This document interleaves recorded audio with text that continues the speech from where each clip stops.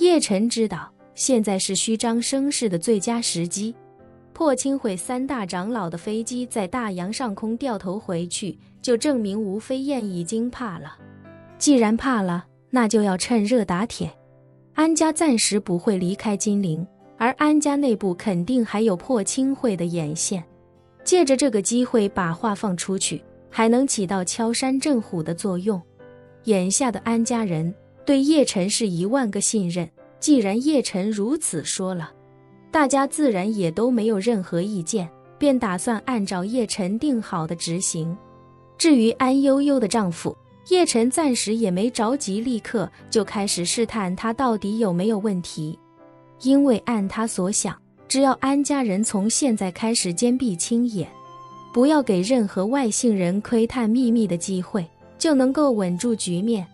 至于吴飞燕，她既然已经收到了自己的威胁，未来一段时间肯定不会再对安家动手，安家也可以松一口气。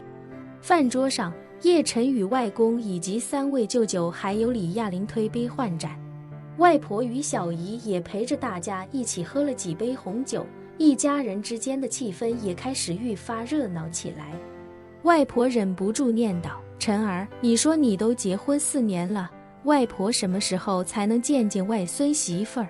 叶晨认真道：外婆，破清会1日不除，我就没法对外公开自己的身份，所以这件事您还是再等上一等。外婆很是理解的轻轻点头，随即又问：可是囡囡那边你又是怎么打算呢？这个丫头，外婆真心觉得是万里挑一，人家等了你这么多年，你说你要是再辜负了她，她心里的多难过。叶晨自己都一阵头疼，连忙说道：外婆，这件事儿我现在也不知道该如何是好，所以也只能是暂时搁置。一旁的外公开口道：晨儿，暂时搁置原则上是没问题，可你想过没有，囡囡也到了婚配的年纪，你迟迟不给人家一个说法，万一哪天她不愿等你了，嫁给别人了，你会是什么心情？叶晨听闻这话，心中更是百感杂陈，不知如何答对。这时安重秋开口道：爸妈，感情问题是晨儿的私事，咱们最好还是不要指手画脚了，让晨儿自己决定吧。老爷子轻轻点了点头，端起酒杯开口说道：来，晨儿，咱们再喝一杯。这场家宴逐渐来到尾声，除了叶晨之外，其他人都已经有了明显的醉意。叶晨心里还一直惦记着还要去见一见林婉儿，于是便开口说道：外公外婆，时间不早了，您2位今天早点休息，我还要去见一位朋友，改天我再来看望你们。外婆连忙问他：晨儿，你要走了？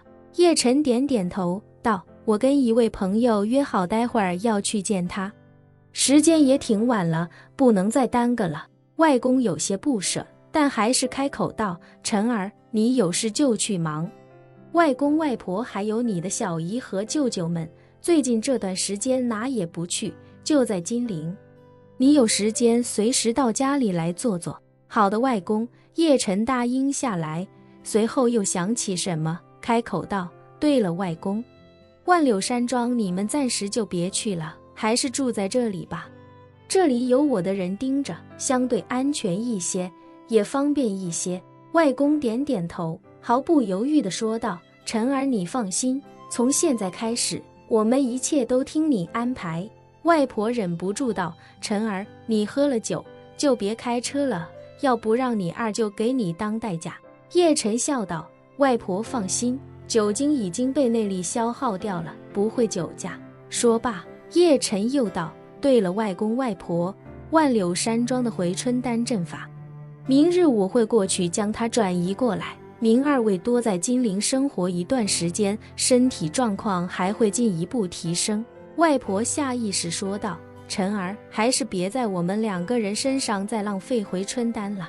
一旁的老爷子非常严肃地说道：我刚刚说了，一切都听晨儿安排，你就不要再跟我唱反调了。对安启山而言，他已经服下1整颗回春丹，其实那阵法对他来说已经不是那么的重要，但是他认的是一个基础逻辑。既然说了都听叶晨安排，那就自然要遵守这个决定，无论叶晨的决定对自己是有利还是有弊。老太太的想法其实很简单，就是感觉有些受之有愧。但听到老爷子这番话之后，便意识到自己格局小了，于是便连忙点头说道：晨儿，你外公说得对，从今起我们都听你安排，一切你来决定就好。叶晨微微点头，又道：对了，外婆，洪天师现在就在山下的温泉酒店做我的教官，你与他也算是老相识，明日我让他登门拜访，以后在这里有任何需要都找他安排。老太太惊呼道：洪天师竟然在这里？对，叶晨笑道：非要留在这，赶都赶不走，干脆就让他当个教官，发挥一下余热。说罢，叶晨站起身来，客气道：外公外婆，舅舅小姨，还有李探长，时间不早了，我得抓紧时间去见一见朋友，先告辞了。安启山忙道：晨儿，我送你到门口。其他人也都纷纷起身，与安启山一起将叶晨送到门外。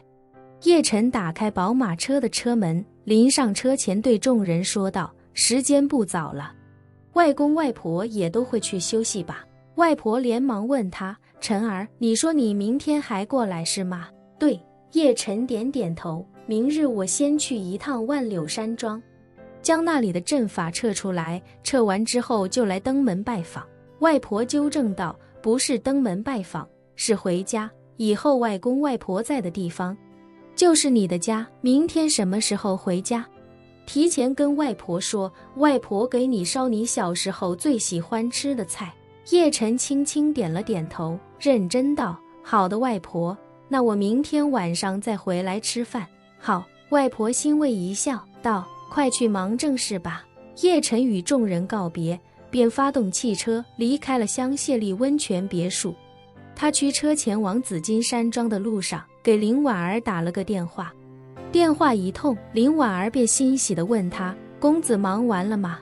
叶晨嗯了一声，道：林小姐，我现在开车过去见你，大概30分钟后到，时间有些晚了，不知林小姐是否方便？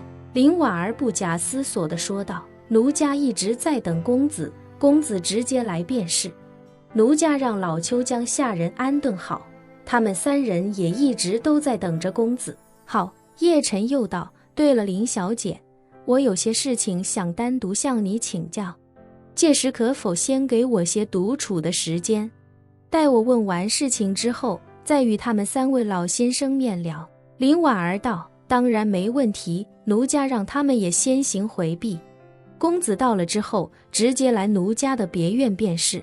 本期视频结束，欢迎订阅我的频道，这样就不会错过精彩内容。